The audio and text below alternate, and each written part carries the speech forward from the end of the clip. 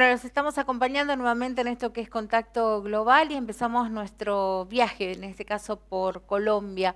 Más de 317.000 contagios en lo que va del inicio de la pandemia. Este es el informe. Así que en este momento pasamos a entregar las primeras cifras que trae este reporte, que indica que en las últimas 24 horas se reportaron 11.470 casos nuevos de COVID-19.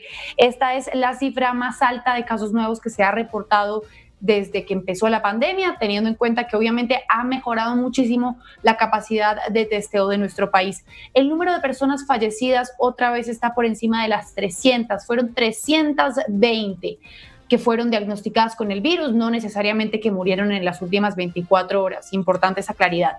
Y el número de pruebas procesadas también es el más alto registrado. Son 37.666 pruebas hechas en las últimas 24 horas.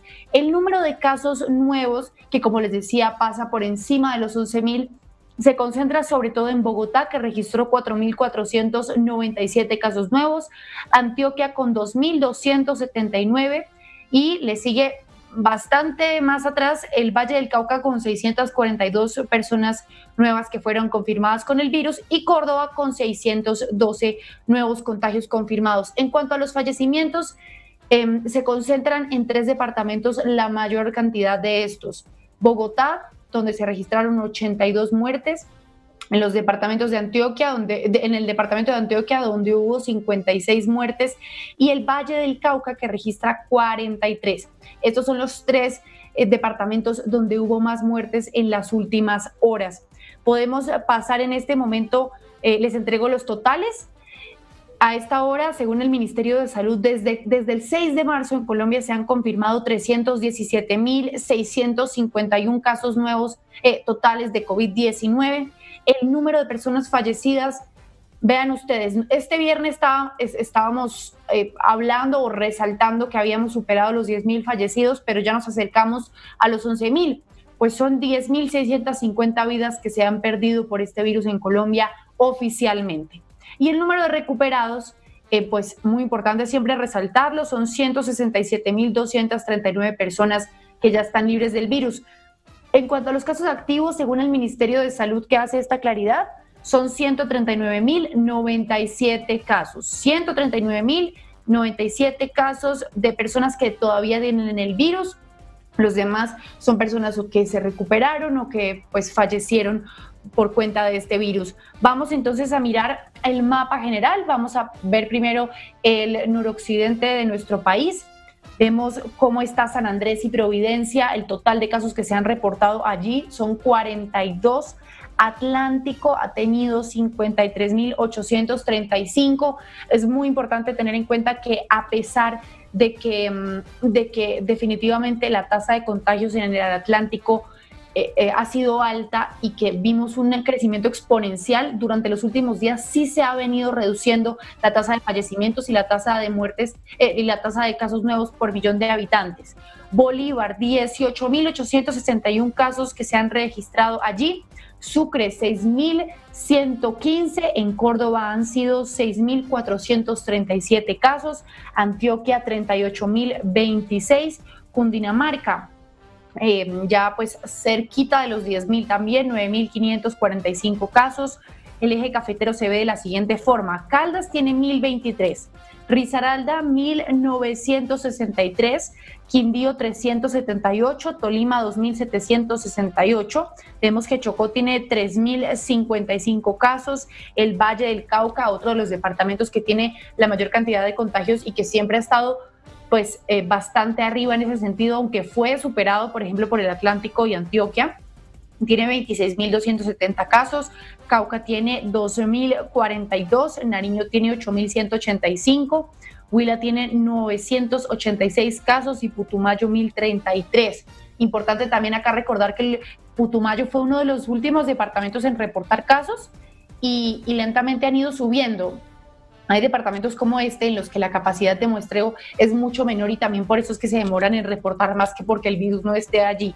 En Amazonas, 2.513 casos ha venido mejorando muchísimo la situación en ese departamento. Caquetá tiene 1.276, Vaupés 61, Guaviare 110 casos, Guainía 14, Meta 2.919, voy a dejar Bogotá para el final, Casanare 328, Bichada solamente ha confirmado 3 casos, Arauca 240, Boyacá 1.154, Santander 4.188, Norte de Santander 2.677 casos, Cesar 3.504, Magdalena 6.749, La Guajira 2.198 y Bogotá, por supuesto, tiene en este momento ya también rosa los 110.000 casos, que segurísimamente mañana ya los habrá superado, porque en este momento tiene 109.153 casos. Ese es el mapa de Colombia. Entonces,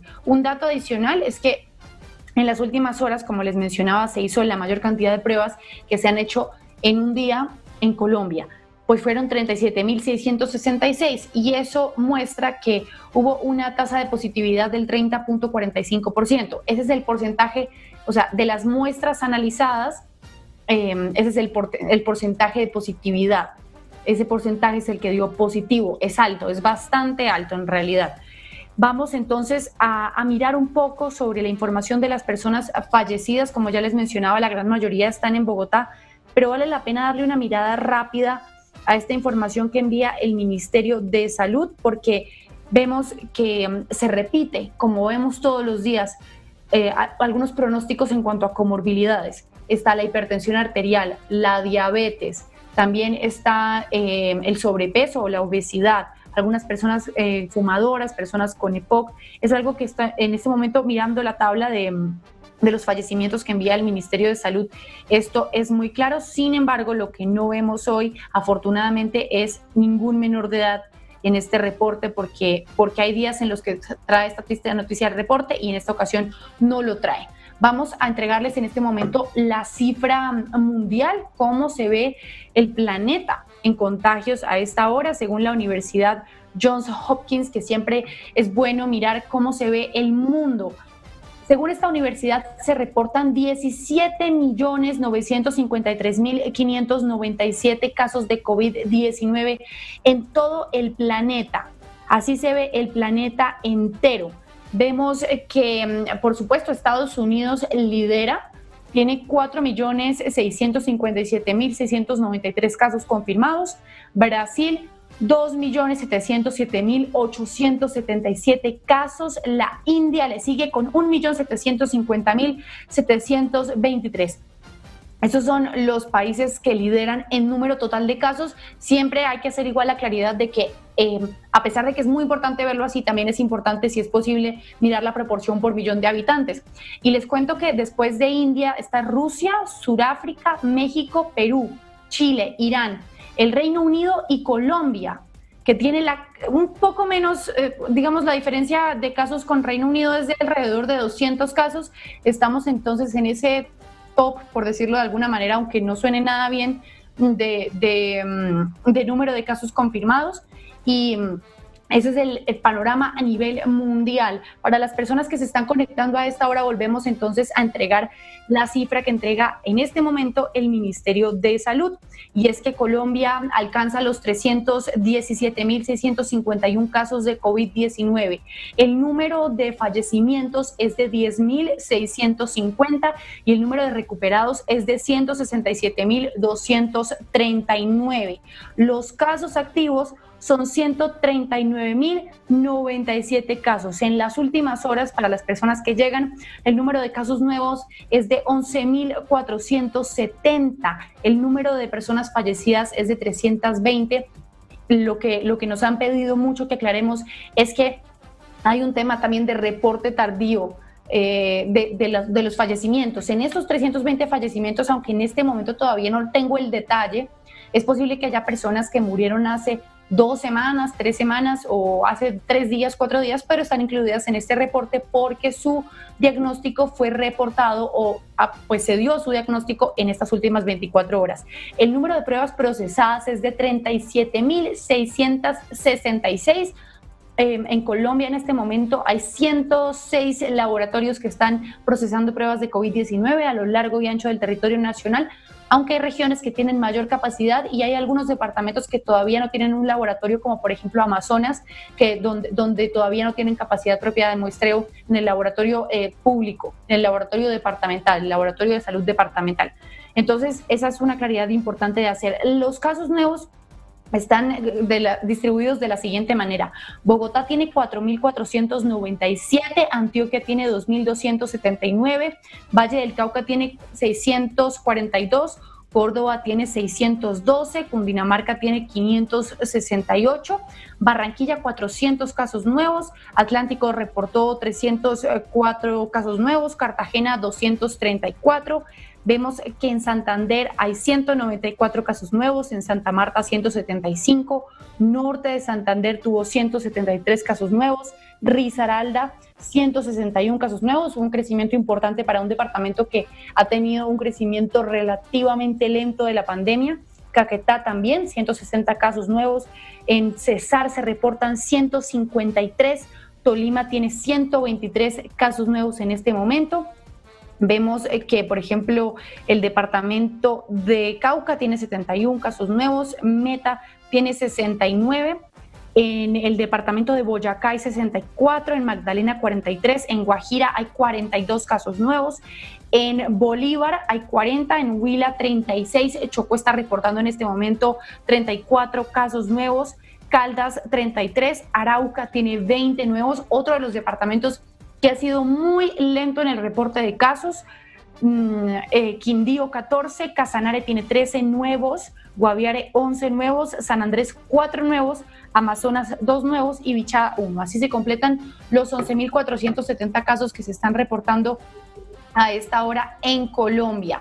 Vemos también, pues importante decir, vale la pena también entregar la información que en este momento hay 906 conglomerados, es decir, 906 lugares donde hay contagios concentrados, por decirlo de alguna manera, que puede ser un batallón, un hospital, incluso una empresa donde haya habido como un foco de contagio. Vemos importante decir también que según el Ministerio de Salud, algo que hemos tratado de recordar constantemente, de estas personas que fallecieron en las últimas 24 horas o que están en este reporte más bien de las últimas 24 horas, 89 tenían entre 70 y 79 años, 82 entre 60 y 69, 60 tenían entre 80 y 89 y después ya vienen un número un poco más bajo, pues murieron 47 personas entre los 50 y los 59 años, 14 de 90 o más años, 12 entre los 30 y los 39, 7 entre 40 y 49. Así se ve en este momento. Y 9 personas entre los 20 y los 29 años.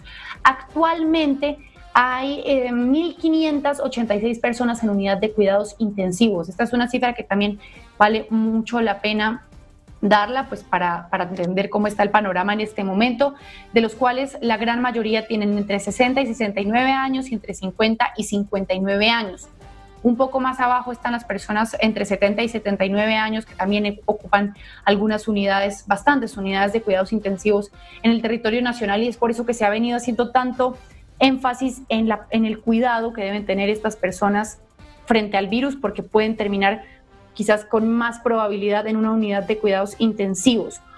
Vale también importante decir que en este momento, para las personas que se están conectando, Colombia llega a los 317.651 casos de COVID-19 y el número de casos activos es de 139.097 casos. Antes de cerrar, les informo algunos datos.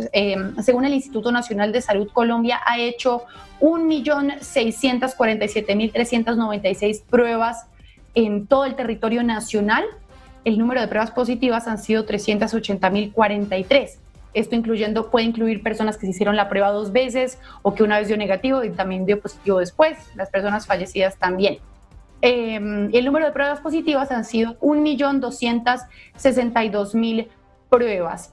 Este dato también lo entregamos porque a veces pues no se hace, pero en este momento ya está actualizada la información oficial. Y la capacidad máxima declarada es de 36.142 pruebas en todo Colombia. Así que finalizamos este reporte retomando las cifras de hoy. El número de casos nuevos es de 11.470. El número de personas que murieron con el virus es de 320. Se procesaron 37.666 pruebas, es decir, ya superamos la capacidad instalada, la máxima capacidad instalada reportada. Seguramente ya se sumó algún laboratorio más. El número de casos activos es de 139.097. Entonces, los totales, 317.651 casos en total en Colombia. El número de personas fallecidas es de 10.650. El número de recuperados es de 167.239. Y el número de casos activos es de 139.097 casos. A esta hora el mundo tiene 17.953.597 casos, siendo Estados Unidos el país que sigue liderando en número de casos a nivel mundial. Y hasta ahora sorprenderá a algunos, a otros a lo mejor no, pero Paraguay se mantiene como uno de los países con menos contagio de COVID-19 en la región. Paraguay, donde se encuentra a esta hora nuestro invitado, una persona que nos va a ayudar a entender por qué se convierte Uruguay en el país con menos casos de coronavirus en nuestro continente, en el sur del continente. Se encuentra con nosotros Humberto Colman, quien es el viceministro de Economía en Paraguay. Viceministro, buenos días. Muy buenos días, un gusto saludarte, un saludo muy cordial a la audiencia y a los amigos de Colombia. ¿Sí pronunció bien su apellido, ministro? Sí, está bien. Sí. Ok.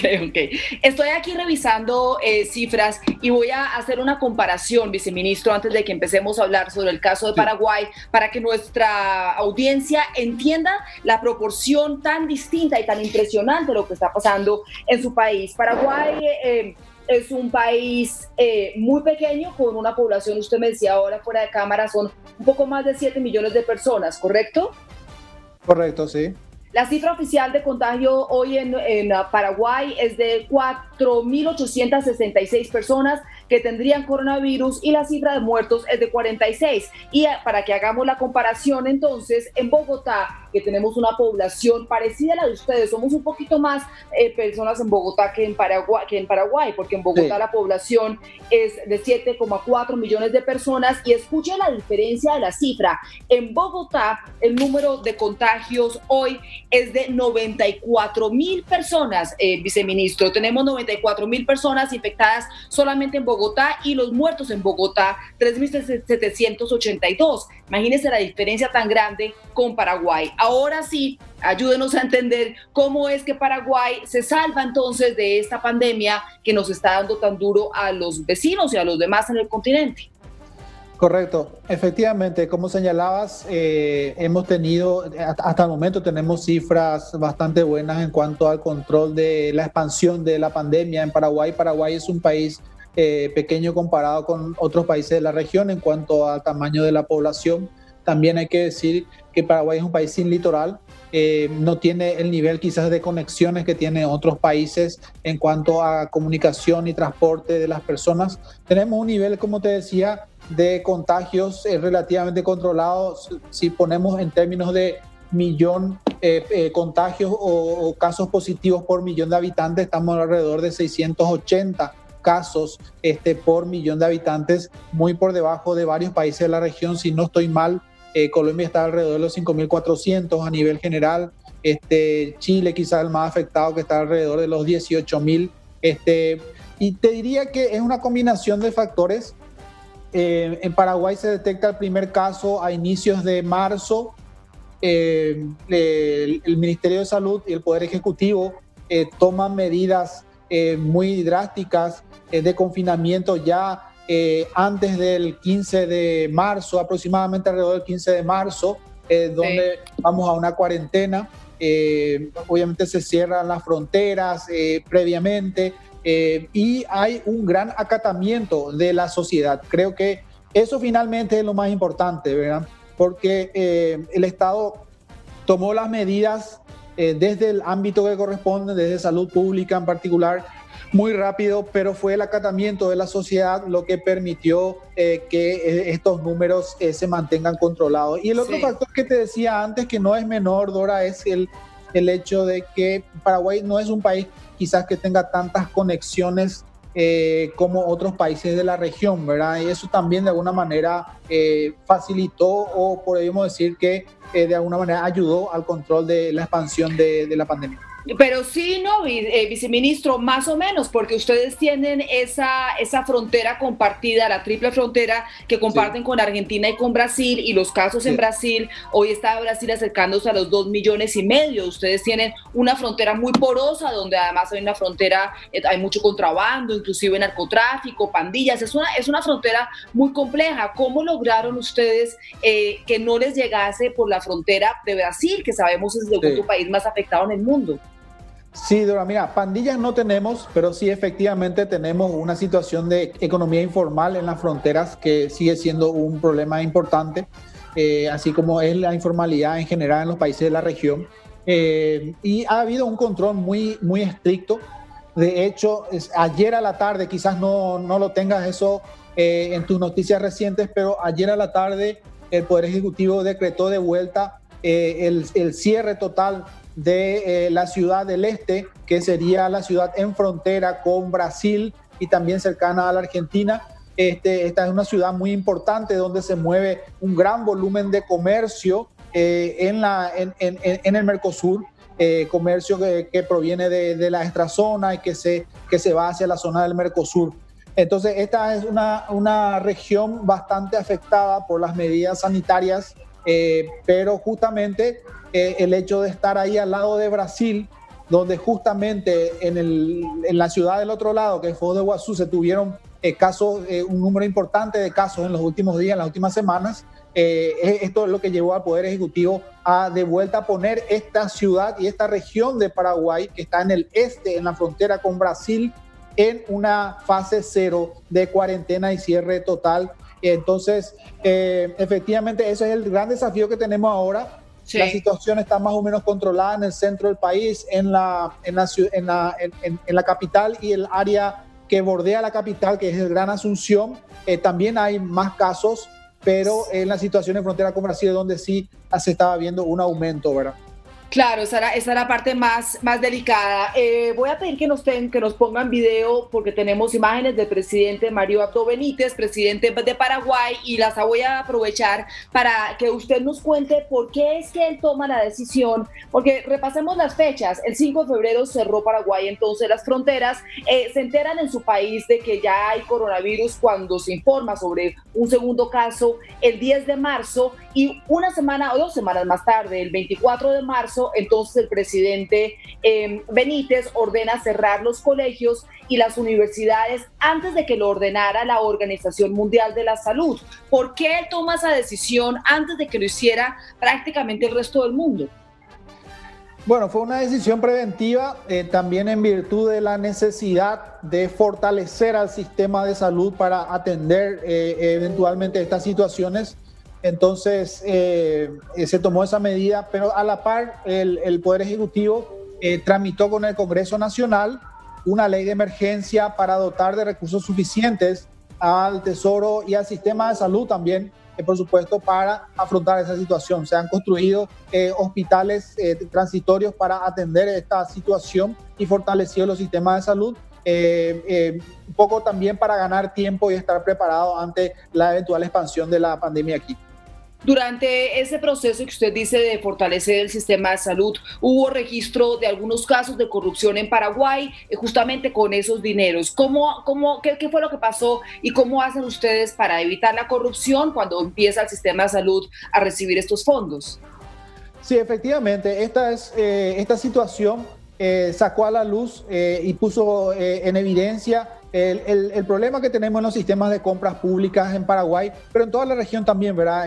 Un estudio reciente del Banco Interamericano daba cuenta de digamos que la poca eficiencia o mal gasto que hay en los sistemas de compras públicas, y en este momento de urgencia, de emergencia, es donde se vislumbran también todos esos cuellos de botella, demoras en los procesos, presentaciones que no están acorde a lo esperado por el convocante, que en este caso es el Ministerio de Salud, a las compras.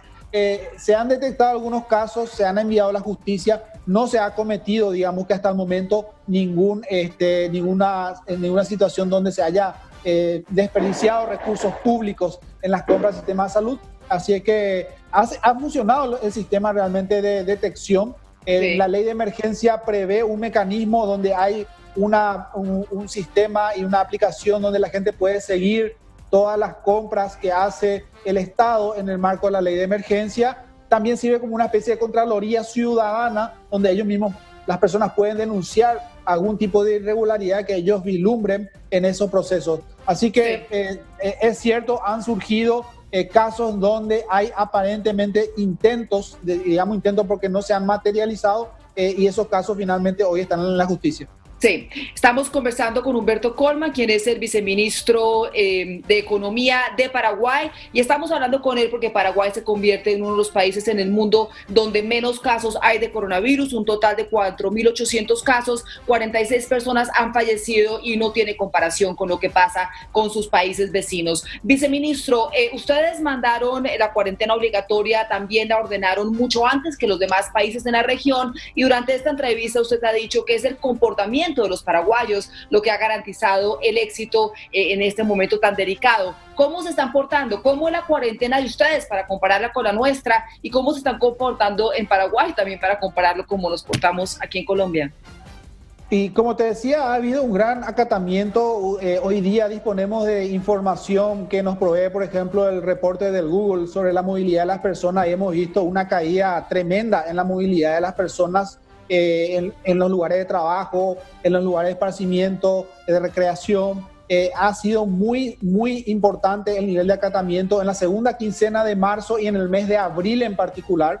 Sí. Ya en abril se puso en marcha un esquema de cuarentena inteligente que empezó, digamos que desde lo más restrictivo a liberalizar gradualmente en función al avance del número de casos positivos, y se ha avanzado. Hoy estamos en una fase 4 en la mayoría del país, no así en la región de Asunción y Gran Asunción, donde sigue en la fase 3 previa a la última fase, que es la fase 4, donde en la fase 4 se permiten ya mayormente las actividades económicas y también inclusive acontecimientos sociales, sí. Pero con los protocolos de salud, ¿verdad? Entonces, reitero, Asunción, Gran Asunción, capital del país, sigue en la fase 3. La región del este, frontera con Brasil, volvió a la fase inicial y bueno, ha habido un gran acatamiento, como te decía. Sí, viceministro, me toca despedirlo porque ya acaba de salir la tasa de desempleo en Colombia y esa es información de última hora, pero sabe que antes de que se vaya, ¿cómo están ustedes de desempleo? ¿Qué tan duro les ha dado a esa parte laboral la pandemia? Mira, lo que sí te puedo decir que tenemos información más fresca, digamos, actualizada, es sobre el indicador de producción mensual, que en el mes de abril tuvo una caída muy fuerte, como ha sido el caso de muchos países. Ya en mayo hay una señal de recuperación, eso es positivo. En junio aparentemente también es así, en base a otros indicadores como las compras que hacen los consumidores con tarjetas de crédito. La tasa de desempleo siempre viene con algún rezago. Lo que tenemos disponible es lo del primer trimestre, que está alrededor del 8%. Presentamos un balance oficial sobre lo que pasa en Chile a la hora de hablar de la asistencia sanitaria que se da a los enfermos de COVID-19. La pandemia en Chile al día de hoy. Hoy día, además de los subsecretarios, me acompañan el ministro de Ciencias, Andrés Kub, y el rector de la Universidad Católica, doctor Ignacio Sánchez. Quiero, antes de partir, como siempre, agradecer a los canales de televisión que voluntariamente se asocian a este comunicado y a las radios de Archi y No Archi, y como siempre, con mucho aprecio al equipo técnico comunicacional de La Moneda. Antes de partir hoy día me quiero dar una licencia muy pequeña porque quiero recordar a don Nemesio Antúnez y su programa Ojo con el Arte. Gracias a una iniciativa del Ministerio de las Artes, de las Culturas, las Artes y el Patrimonio y de la ministra, este programa se va a reeditar. Es un programa muy antiguo que partió en Canal 13 en la década del 70, pero después se renovó en la década del 90, y creo que es importante que los televidentes actuales chilenos reconozcan el trabajo que hizo Nemesio Antúnez, sobre todo además porque él reconocía y recibía dibujos de muchos niños y los aplaudía. Tocaba una campana cuando llegaban estos dibujos. Así que gracias a la ministra Consuelo Valdés por esta iniciativa de lanzar nuevamente el gran trabajo de Nemesio, pintor además.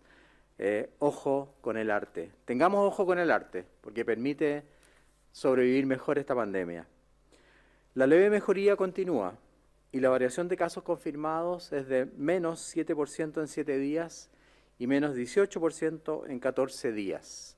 Además, la tasa de positividad de PCR llegó a un 9% y en este gráfico podemos mostrar que el número de casos confirmados en los últimos 7 días en Chile, en relación a la cantidad máxima de casos que tuvimos, es del 35%, es decir, hay una caída del 35% en relación a cuando tuvimos la mayor cantidad de casos. Desafortunadamente, hay otros países que siguen con una gran cantidad de casos confirmados en los últimos 7 días, llegando al 100% o manteniendo el 100% de la cantidad de casos confirmados en las semanas de más alto contagio. Entre este virus, coronavirus COVID-19, es un virus nuevo, desconocido, avanza rápidamente a nivel mundial. Hay más de 17 millones de contagiados y obviamente también avanza y avanzó en forma muy importante en Chile. Encontrar una vacuna que permita crear anticuerpos en las personas, es decir, crear defensas en las personas, es lo que va a permitir atacar o corregir o detener el avance de este virus. Por eso hemos invitado hoy día al ministro de Culturas y Tecnología, Andrés Kub, y al rector de la Universidad Católica de Chile, para que nos informen sobre los avances que tenemos en Chile con respecto a la probable instalación, descubrimiento, apoyo en la investigación o utilización de una vacuna. Ministro Kub, por favor. Muchas gracias, ministro.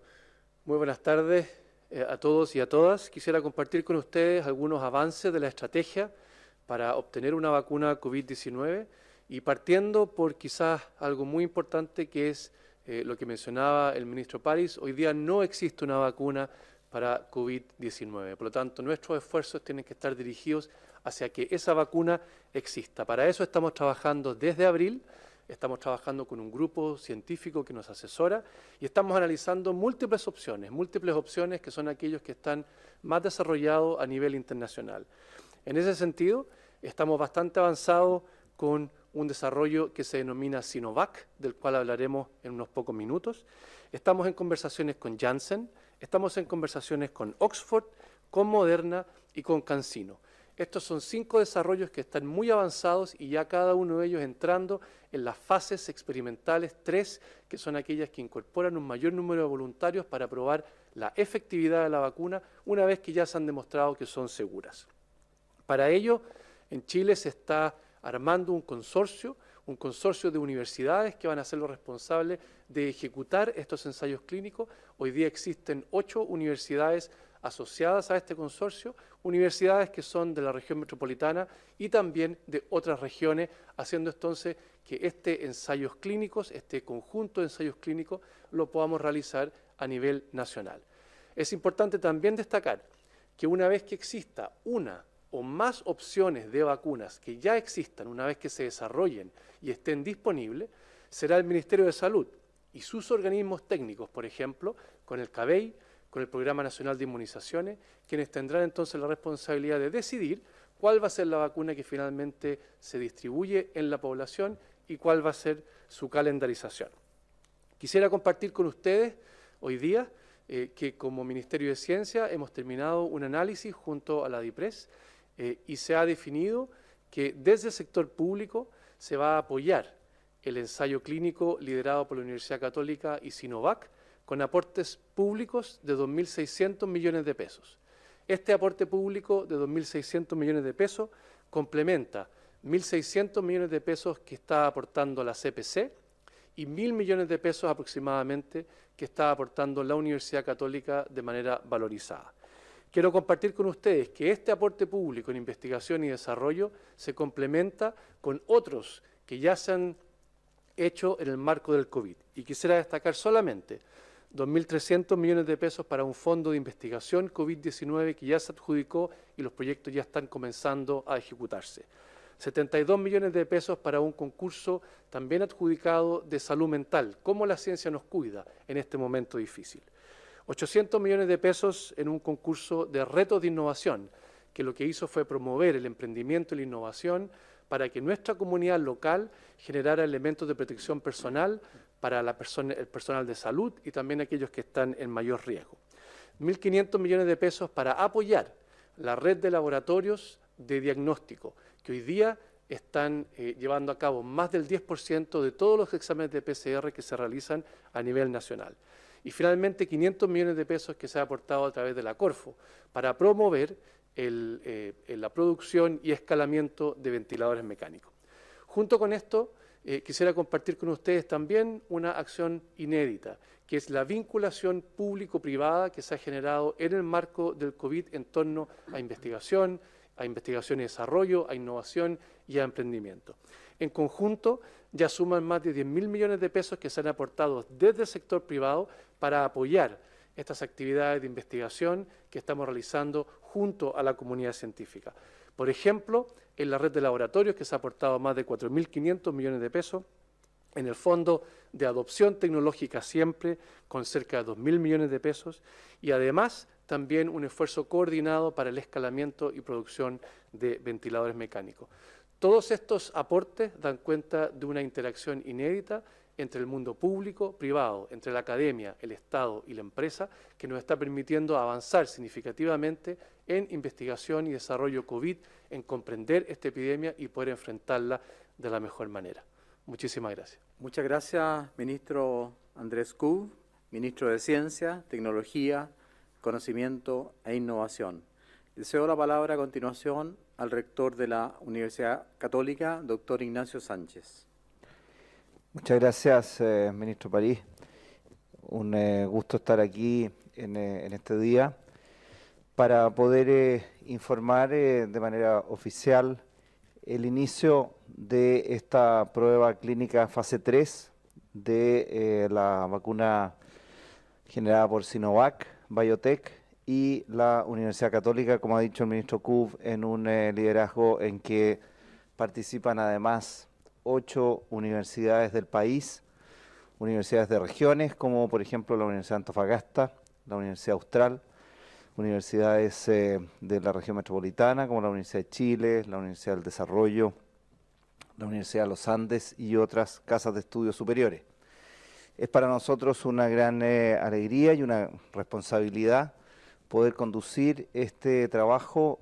Nosotros firmamos un convenio de colaboración conjunta con Sinovac en el mes de junio, y durante este mes y medio de tiempo en que hemos presentado este proyecto hemos tenido una gran colaboración del Ministerio de Salud, aprovecho de agradecer al ministro, del Ministerio de Ciencias y también de la Dirección de Presupuestos. Hemos pasado las etapas de evaluación por comités de expertos del Comité de Ciencias, del Ministerio de Salud.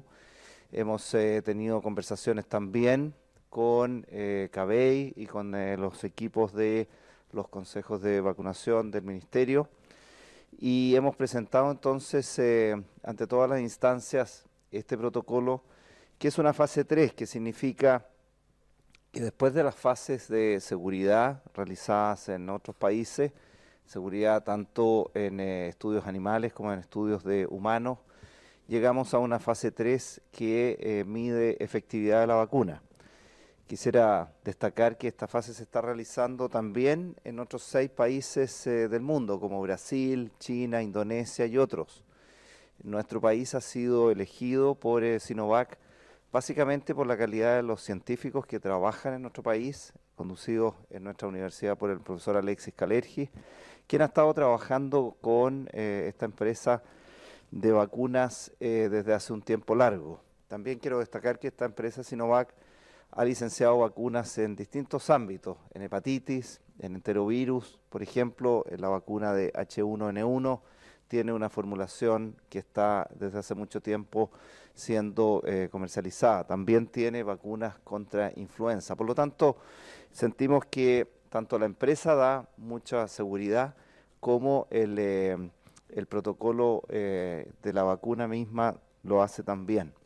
Este protocolo incluye testear y trabajar con más de 3.000 voluntarios, mayores de 18 años, menores de 60 años, los cuales inicialmente van a ser reclutados y voluntariamente incorporados desde los equipos de salud, personas que tienen mayor posibilidad de riesgo para contraer coronavirus. Es un protocolo que dura varios meses, es un protocolo que incluye 2 vacunaciones y medición, como decía el ministro París al principio de esta comunicación, medición de la respuesta inmunológica, de la capacidad de tener anticuerpos, con la pregunta de cuánto duran estos anticuerpos.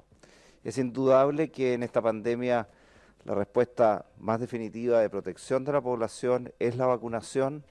Nosotros sabemos que esta vacunación va a tener que ser con cierta periodicidad y esos son los exámenes que se están haciendo para tener, esperamos de aquí a final de año, la respuesta nacional frente a estos estudios que ya decía se hacen en otros países del mundo también.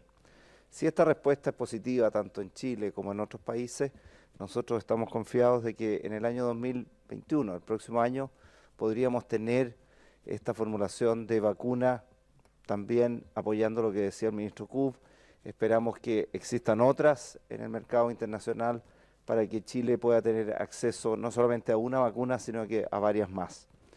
Para finalizar, quisiera decir que una de las ventajas de este protocolo es que nuestro país va a tener la opción, por supuesto definida por las instancias del Ministerio de Salud en ese momento, va a tener la opción de contar con al menos 20 millones de dosis el próximo año, cuando ya esto esté licenciado, para vacunar al menos a 10 millones de habitantes de nuestro país, considerando que son 2 dosis de vacuna. Eso es una gran noticia, me parece, para Chile, en que estemos en la frontera de los países que pueden optar a la vacuna cuando ésta esté licenciada. Reitero, esperamos que esto sea en algún momento del próximo año. Y agradezco mucho al Estado, agradezco a la CPC, tenemos un financiamiento de 1/3, como decía el ministro Kub, 1/3 del financiamiento viene de aporte privado. Agradezco a Juan Sutil y el equipo que ha estado desde el principio apoyando esta iniciativa. Agradezco al Ministerio de Salud, de Ciencia, a la Presidencia de la República por haber apoyado esta iniciativa que desde la Universidad Católica y desde el sistema de educación superior chileno se ofrece a nuestro país. Muchas gracias, ministro. Muchas gracias, rector. Gracias también al ministro Kub. El presidente de la República, desde el inicio de la pandemia, ha estado preocupado por el tema de las vacunas. Tenemos contactos, como ha dicho el ministro Kub, con diferentes posibilidades de vacunas. Todas serán evaluadas en Chile a través del CABEI, como corresponde a nuestra institucionalidad, pero quiero destacar la importancia que le ha dado el presidente de la República a este tema. Por eso queríamos anunciar hoy día el avance que estamos teniendo. A continuación vamos a presentar las cifras de hoy día. Doctora Paula Daza, subsecretaria de Salud Pública. Gracias, ministro. Muy buenas tardes. Con respecto a la situación de la pandemia a nivel de nuestro país, quiero informarles que en las últimas 24 horas se registraron 2.081 casos nuevos, lo que da una cifra total al día de hoy de 359.731 casos, de los cuales 17.712 son casos activos en nuestro país. Queremos lamentar con respecto a los fallecidos en las últimas 24 horas, informadas por el DEIS, la cifra de 75 personas, lo que da un total de 9.608 personas fallecidas en nuestro país, informadas por el DEIS. Con respecto a la situación de los pacientes hospitalizados en unidad de cuidados intensivas, registramos 1.437, de las cuales 234 se encuentran en estado crítico. Bueno, hasta aquí los acompañamos por hoy. Nos vamos a encontrar mañana en nuestro espacio de Noticias Internacional. Muchas gracias.